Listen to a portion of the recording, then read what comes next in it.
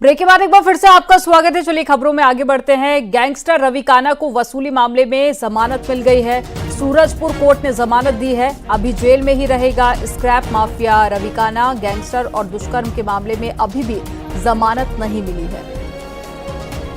तो एक बड़ी खबर आपको बता रहे हैं, रवि काना पर कई सारे मुकदमे दर्ज हैं। फिलहाल एक मामले में जमानत मिल गई है जो कि वसूली से जुड़ा हुआ था, लेकिन अभी भी कुछ और मामले हैं जिसके चलते रवि काना जेल में ही रहेगा।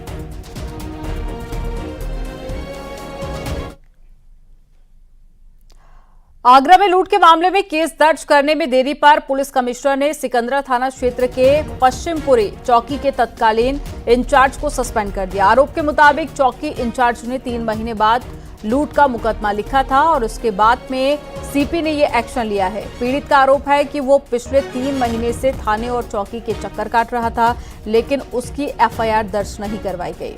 और जैसे ही ये जानकारी पुलिस कमिश्नर को लगी तो सबसे पहले उन्होंने तत्कालीन चौकी इंचार्ज को सस्पेंड करने का आदेश दिया, फिर पीड़ित की एफआईआर दर्ज करने के आदेश दिए।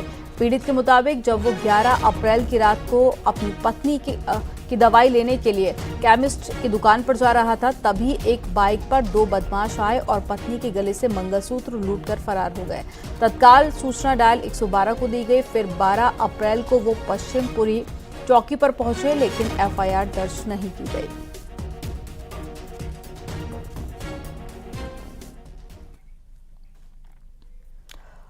आगरा में सिर्फ 250 रुपए के लिए 2 पक्षों में जमकर मारपीट हो गई और देखते ही देखते पथराव हो गया। पथराव होने से बाजार में भगदड़ मच गई। हंगामे में सूचना पर मौके पर पहुंची पुलिस ने 5 लोगों को हिरासत में लिया और मामले की जांच पड़ताल शुरू कर दी। मामला थाना फतेहपुर सीकरी क्षेत्र के दुलारा कस्बे का है। आरोप है कि पक्ष ने कावड़ यात्रा के लिए डीजे की बुकिंग की थी और बदले में 250 रुपए एडवांस के रूप में जमा भी किए थे। किसी वजह से कावड़ यात्रा में डीजे ले जाने का प्लान कैंसिल हो गया। इसके बाद में ग्रामीण डीजे वाले दुकानदार के पास में बुकिंग कैंसिल करवाने के लिए पहुंच गए। आरोप है कि डीजे मालिक ने बुकिंग को कैंसिल कर दी, लेकिन एडवांस के रूप में जमा 250 रुपए वापस नहीं दिए। जब ग्रामीण के पैसे वापस नहीं मिले तो बदसलूकी की और जिसके बाद में दोनों तरफ से आमने सामने लोग आ गए और पहले कहासुनी हुई, उसके बाद में मारपीट हुई।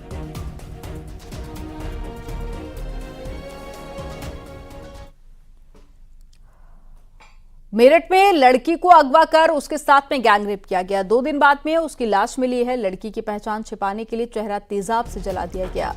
इसके बाद में गुस्साए परिजनों ने शव को सड़क पर रखकर चक्का जाम किया। जाम लगने की सूचना पर खुद एसएसपी मौके पर पहुंचे, जहां पर परिजनों को समझा बुझाकर शांत कराया। पुलिस ने इस मामले में 4 आरोपियों के खिलाफ केस दर्ज किया है और मुख्य आरोपी को हिरासत में ले लिया है।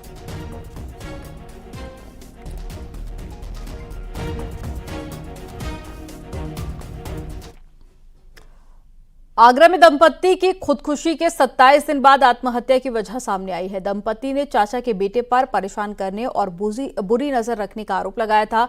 बताया जा रहा है कि मरने से पहले दोनों ने बच्चे के साथ में काफी देर तक खेले और सेल्फी ली और फिर फांसी लगाकर जान दे दी। आत्महत्या से पहले दोनों ने एक वीडियो भी बनाई है और खुदकुशी से पहले का वीडियो।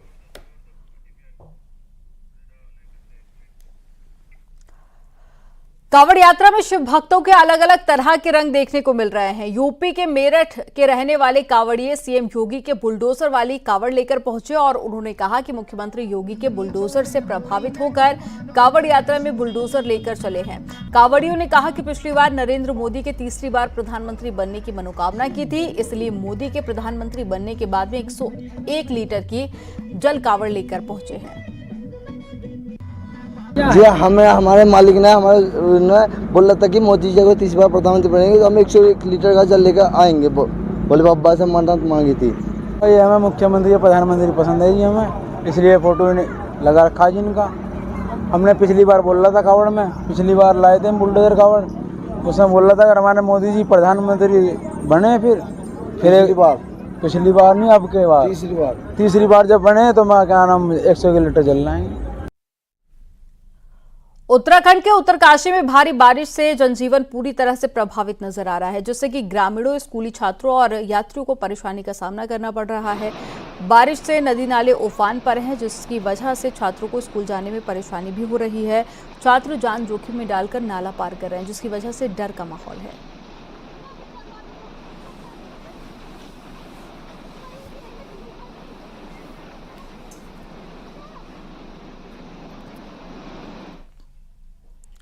अयोध्या में अब श्रद्धालुओं को जल्द ही एक और बड़ी सुविधा यूपी सरकार देने जा रही है। सरयू आरती वाले स्थान पर जल्द ही वाटर स्क्रीनिंग और साथ ही साउंड सिस्टम देखने को मिलेगा। रिपोर्ट आपको दिखाते हैं।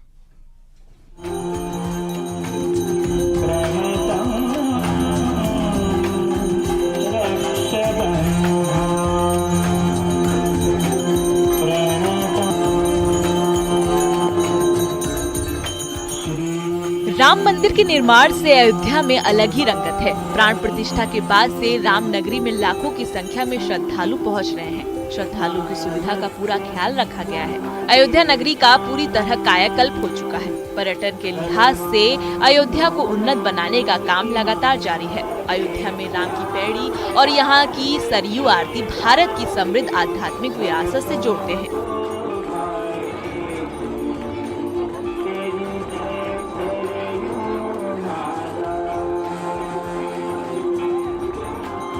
जिस तरह अयोध्या में श्रद्धालु रामलला के दर्शन के लिए लगातार पहुंच रहे हैं, ऐसे में यूपी सरकार यहां आने वाले लोगों को एक बड़ी सुविधा देने जा रही है। सरकार सरयू आरती स्थल पर वाटर स्क्रीनिंग और साउंड सिस्टम लगाने जा रही है, जिसको लेकर तैयारियां पूरी कर ली गई है।